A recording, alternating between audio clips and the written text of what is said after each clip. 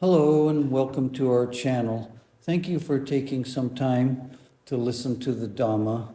May you be blessed. Today's topic is attachment is the root of all suffering. Buddha teaches that everything has a cause. If we're frustrated, disappointed, anxious, angry, depressed, it has a cause. And he discovered that the cause is that we cling to things, we're attached to things, we grab onto things, and we don't want them to change. So when we look at the progression outlined in dependent origination, number 8 is craving or wanting, wishing, expecting, demanding, lusting, greed, liking. That's the first step in setting up a situation where we are bound to suffer. And number 9 in dependent origination is upadana, clinging, attachment, holding on to. It's the opposite of letting go. It's the opposite of knowing and letting go. We have filled our memory bank with experiences that we are still holding on to some degree or another. Buddha outlines for us different forms that this clinging, this holding on to, takes. The first one is we are obsessed with sensual attachments. We want life to be pleasing, pleasurable, fun, happy. Sensual is important, and we try to establish a life where this is possible. Of course, we want to be comfortable where we live, in our car. We want to have the right kinds of food and music and friends, and these are all forms of sensual attachment because they all come to us through the 5 senses. Another form of attachment is attachment to views, our point of view, our opinions. These are mental forms of attachment, obviously. They always have an emotional component. And actually, what we're attached to is the feeling we get when we experience that emotional component. The third form of attachment is attachments to rules, rites, and rituals. Every religion has a series of rites and rituals, but every organization and group may also have various kinds of rituals. It can be bowing down, it can be saluting, it can be crossing our heart, burning incense, making sacrifices, making donations.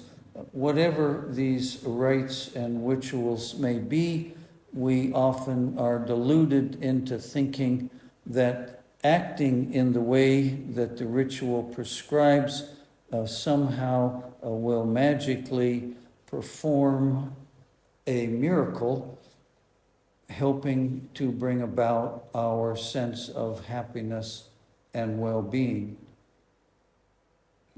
Throughout history, people have gone to war on one level or another, just arguing about the way certain things should be done, the demands that authorities have that certain things are done in precisely a certain way. These are troubling forms of attachment. And the fourth one is really big. It's the attachment to the belief, the sense that there is an I, there is a me, and there is a mine.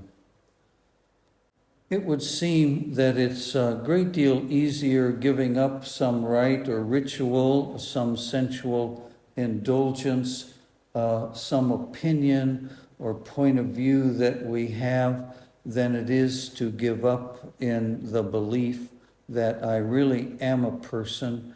These opinions are mine, these values are mine, the experiences I have through the five senses are mine. Yet, until we can begin to separate this sense of being a person, we're going to continue to suffer.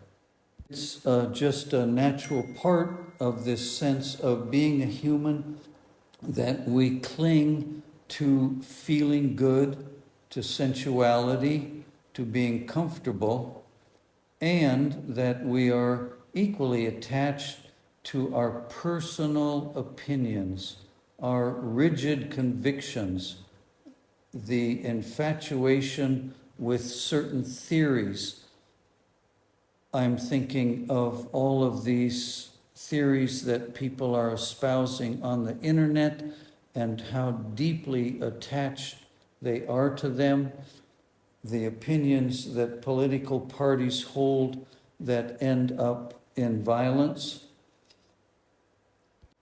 the arrogance that people have in their convictions and attachment to their creeds, as I said, their theories, and all kinds of various ideas, starting with something like the earth is flat, or people have never been to the moon, or there's a deep state, I think it's called.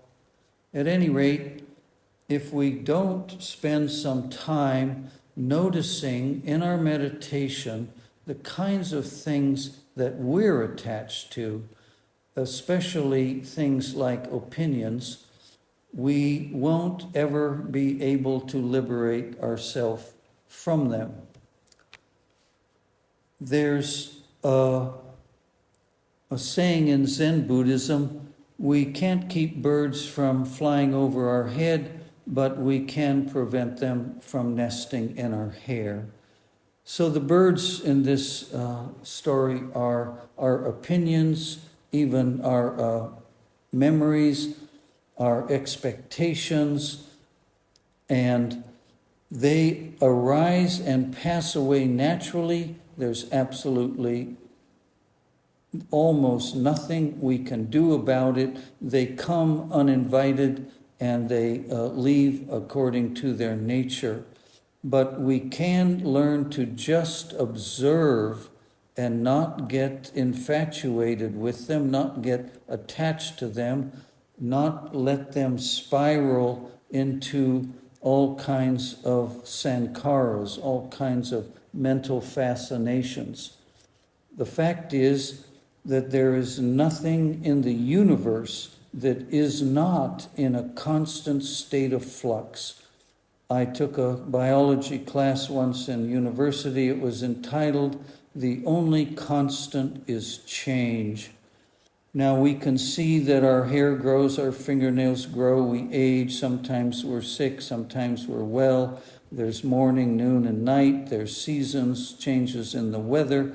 But there has been, it's been theorized that we have more than 10,000 thoughts a day, and we are really not aware of most of them, can't remember most of them.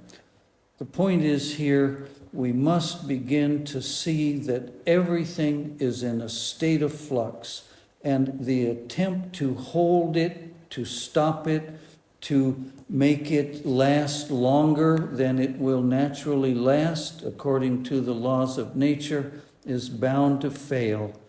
We too are in a constant state of flux. We must see that there's nothing stable, there's nothing permanent, there is only constant change, and there is no person who is actually experiencing this law of nature.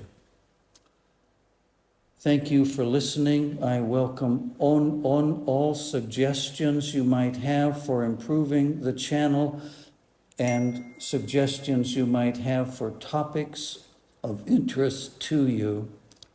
Thank you. May you all be blessed.